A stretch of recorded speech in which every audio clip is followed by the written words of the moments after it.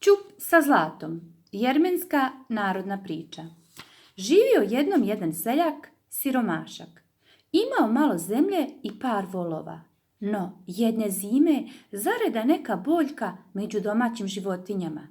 Te siromaškovi volovi uginuše. Stoga on u proljeće, u vrijeme sjetve, dade u najam susjedu ono malo zemlje što je imao. Netom je susjed počeo orati, kad mu plug zape za nešto u zemlji. Gleda on, pa ima što i vidjeti. Ćup vrhom pun zlatnika. Ostavi orač plug i volove, pa trkom do susjeda.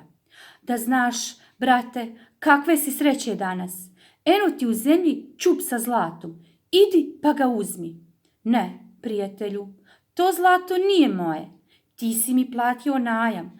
Ti oreš tu zemlju, pa je red da tebi pripadne sve ono što se u njoj nađe, odgovori siromašni seljak. Koješta, povika susjed. Kako meni može pripasti zlato nađeno u tvojoj zemlji? Svejedno je ko je orao i ko je zemlju unajmio. Ona je tvoja, ti si joj vlasnik i o tome više nema razgovora. Prepirka postajaše sve žučnija. Jedan viče, zlato je tvoje. Drugi, ne, tvoje je. Umalo se ne potukoše. Najzad odlučiše poći kod cara, da on presudi ovaj spor. Saslušavši žalbe obojice, car reče, zašto se prepirete? Ćup sa zlatom nađen je u mojem carstvu, u mojoj zemlji. On je, dakle, moj. I car se uputi s dvorskom družinom na seljakovu njivu, da bi uzeo ćup. Koliko li se iznenadio, zaprepastio, kad je vidio da se u ćupu kovrljaju zmije. Car se razgnjevi. Usudili ste se obmanuti svojega cara, reknu on. Ode vam zbog toga glava. Ne, oče naš, zavapiše seljaci, jer pogubit ćeš nas na pravdi Boga. U ćupu je uistinu zlato, vidjeli smo ga očima. Car se vrati u dvorac i naredi svojim ljudima da još jednom pođu na seljakovu njivu i da provjere sadržaj ćupa. Ovi pođoše, pogledaše i izvijestiše cara da je ćup vrhom pun zlatnika. Cara to još više zbuni. Pomisli da su ga oči prevarile kad su ono ugledale zmije u ćupu. Ili je to bio neki drugi ćup? I ponovo se car uputi na lice mjesta. Otvoriše ćup, a u njemu sve vrvi od zmija. Car tada naredi da se okupe svi njegovi mudraci i znalci.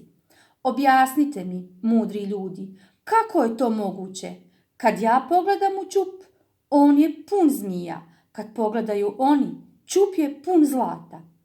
Ne ljuti se, gospodaru, zbog ovoga, što ćemo ti reći? Stvar je u tome što je taj ćup sa zlatnicima darovan siromašnim seljacima za njihov trud i poštenje.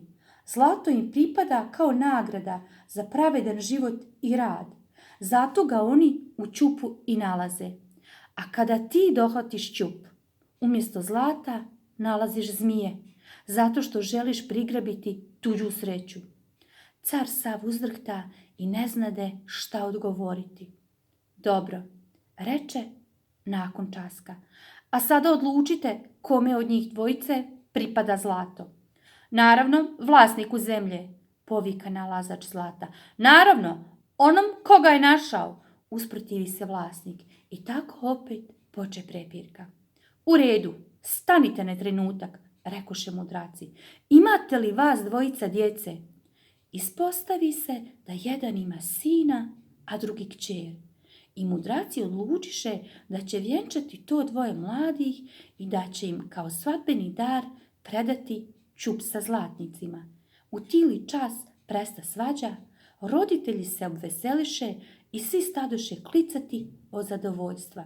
Veselje je trajalo 7 dana i 7 noći.